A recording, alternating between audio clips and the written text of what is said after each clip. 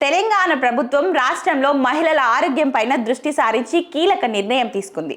14 సంవత్సరాల నుండి 15 సంవత్సరాల వయసున్న బాలికల కోసం కేంద్రంతో కలిసి ఉచిత సర్వైకల్ క్యాన్సర్ వ్యాక్సిన్ను అందించడానికి రెడీ అయింది.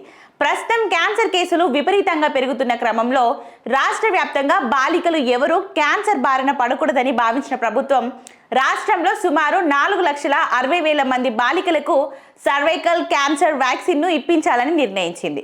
ఇక సర్వైకల్ క్యాన్సర్ వ్యాక్సినేషన్ ప్రారంభానికి ముందు మైక్రో ప్లానింగ్ సర్వే నిర్వహిస్తారు.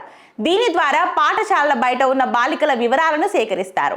తెలంగాణ రాష్ట్రంలో క్యాన్సర్ కేసులను కట్టడి చేయడం కోసం తీసుకున్న ఈ నిర్ణయం ద్వారా 15 సంవత్సరాల బాలికలకు HPV టీకాలను వేయించనున్నారు.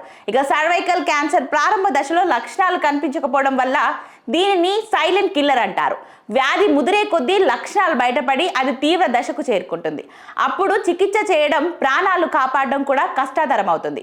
ఈ పరిస్థితిని అధిగమించడం కోసం 15 ఏళ్ల యుక్త వయసులో ఉన్న బాలికలకు వ్యాక్సిన్ ఇవ్వడం సర్వైకల్ క్యాన్సర్ కట్టడికి మంచి మార్గమని వైద్య నిపుణులు చెబుతున్నారు. ఈ క్రమంలోనే తెలంగాణ సర్కార్ HPV వ్యాక్సిన్ను టీనేజ్ బాలికలకు ఇప్పించాలని నిర్ణయం తీసుకుంది. ఈ వ్యాక్సిన్ను బయట కొనుగోలు చేస్తే ఒక్కో డోస్కు 2,000 నుంచి 4,000 వరకు ఖర్చు అవుతుంది. 15 సంవత్సరాలు నిండిన బాలికలకు ఈ వ్యాక్సిన్ 3 డోసులు అవసరం ఉంటుంది.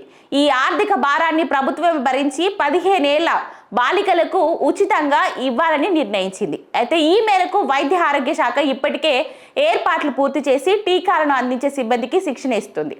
ఇక తెలంగాణ ప్రభుత్వం తీసుకున్న ఈ నిర్ణయం తెలంగాణ రాష్ట్రంలో సర్వైకల్ క్యాన్సర్ కట్టడికి ఉపయోగపడుతుందని అభిప్రాయం వ్యక్తమవుతుంది.